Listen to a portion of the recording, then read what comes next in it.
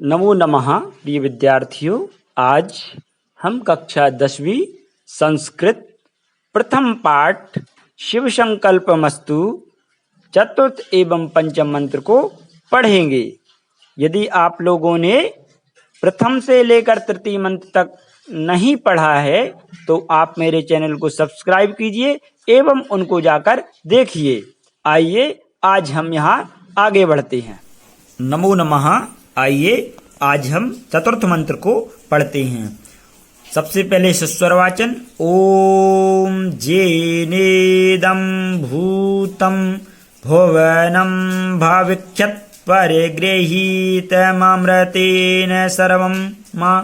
ओम जेन जज्जस्तायते सप्तहोता तन्मे मनः शिव संकल्पमस्तु। जिन विद्यार्थियों को सस्वर वाचन नहीं आता है उनके लिए मैं सामान्य रूप में इस मंत्र का पाठ करता हूँ। ओम जेनेदं भूतं भुवनं भविष्यत् परिगृहीत ममृतेन सर्वं मा। जेन जज्जस्तायते सप्तहोता तन्मे मनः शिव संकल्पमस्तु। आइए हम इसके अन्वय को देख लेते हैं। अन्वय देख लेते हैं। येन अन्वयः येन अमृतेन। येन अमृतेन जिस अमर मन के द्वारा। इसी के आधार पर हिंदी अर्थ भी निकल जाएगा।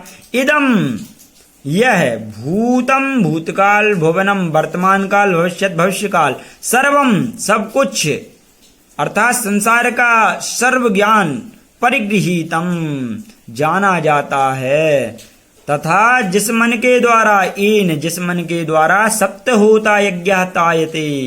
सप्तहोता जो 7 प्रकार के होता रहते हैं जिसमें होत्र मैत्री वरुणादया अग्निष्टोम आदि विविध प्रकार के जो यज्ञ होते हैं उसमें ये 7 प्रकार के होता हवन करने वाले देवताओं का आह्वान करने वाले होते हैं और इनके द्वारा देवता यज्ञ में प्रसन्न होकर मनोवांछित फल प्रदान करते हैं। इस प्रकार का जो मन है तत्मे मनः शिव संकल्पमस्तु कल्याणकारी विचारों से युक्त हो। आप यहाँ पर शब्दार्थ देख लीजिए।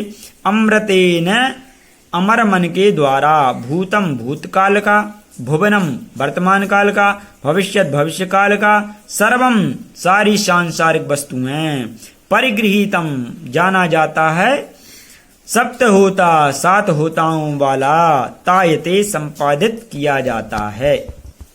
ये प्रिय विद्यार्थियों हम शिव संकल्प सूक्त का पंचम मंत्र और इस पाठ का अंतिम मंत्र देखते हैं। सबसे पहले उसका सस्वर वाचन। ओम जस्मिन् रचाः साम जाजू गुंखी जस्मिन् प्रतिष्ठिता रथना भाविवाराः जस्मिश्चित्तगुं सर्वमूतं प्रजानां तन्मे मनः शिव संकल्पमस्तु। जिनको सस्वर वाचन नहीं आता है उनके लिए मैं सामान्य पाठ कर देता हूँ। ओम जस्मिन् नृचः साम जजूंसि जस्मिन् प्रतिष्ठिता रथना भाविवाराः जस्मिश्चित्तं सर्वमूतं प्रजानां तन्मे मनः शिव संकल्पमस्तु इति। आइए इसके अन्वय के आधार पर ही हम इसका हिंदी अर्थ भी देखेंगे। यस्मिन् यस्मिन् यहाँ पर शब्दार्थ दिया हुआ जिस मन में, अर्थात जिस मन में ऋचः ऋचाएं, ऋचाएं से यहाँ पर ऋग्वेद का ग्रहण करना है क्योंकि ऋग्वेद में ऋचाएं होती हैं। शाम अर्थात शाम मंत्र शाम वेद में होते हैं, सामवेद का ग्रहण करना है। यजुंसी अर्थात होता है यजुर्मंत्र यजुर्वेद में है। तो यहाँ पर जिस मन में ऋग्वेद सामवेद और यजुर्वेद प्रतिष्ठित हैं, किस प्रकार, रथनाभौ अराह, रथनाभौ रथ चक्र की नाभि में स्थित जो अराह हैं तीलियों के समान, अर्थात कोई रथ चक्र है और उसकी नाभि में जो तीलियां हैं काष्ठ की, उनके बिना उस चक्र का अस्तित्व नहीं होता है। उसी प्रकार ऋग्वेद सामवेद और यजुर्वेद के बिना उस मन का अस्तित्व नहीं होता है।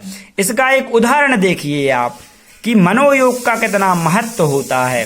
कोई बालक यदि टीवी देख रहा है, दूरदर्शन देख रहा है और भोजन कर रहा है, तो टीवी देखने के कारण उसका मन भोजन में नहीं है, इसलिए वो भोजन का स्वाद या आनंद नहीं ले पा रहा है।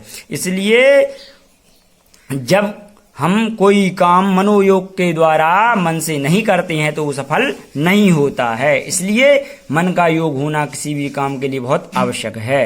आइए आगे बढ़ते हैं। यस्मिन प्रजानाम सर्वम चित्तम, यस्मिन जिस मन में, प्रजानाम अर्थात प्राणियों का, सर्वम सभी प्रकार का, चित्तम अर्थात ज्ञान, ओतम अर्थात भरा हुआ है, इस प्रकार का जो मन है वो मेरा मन शिव संकल्प वाला हो, अर्थात कल्याणकारी विचारों से युक्त हो। तो इस तरह से हमने सभी शिव संकल्प सूक्त के जो 5 मंत्र यहाँ पर लगे हुए हैं उनको देखा है। निश्चय ही आप सभी को समझ में आए होंगे। यदि नहीं आए हैं तो कमेंट बॉक्स में आप कमेंट कर सकते हैं कि आपको क्या समझ में नहीं आया है। मैं उनका उत्तर देने का प्रयास अवश्य करूंगा। बहुत बहुत धन्यवाद। नमस्कार।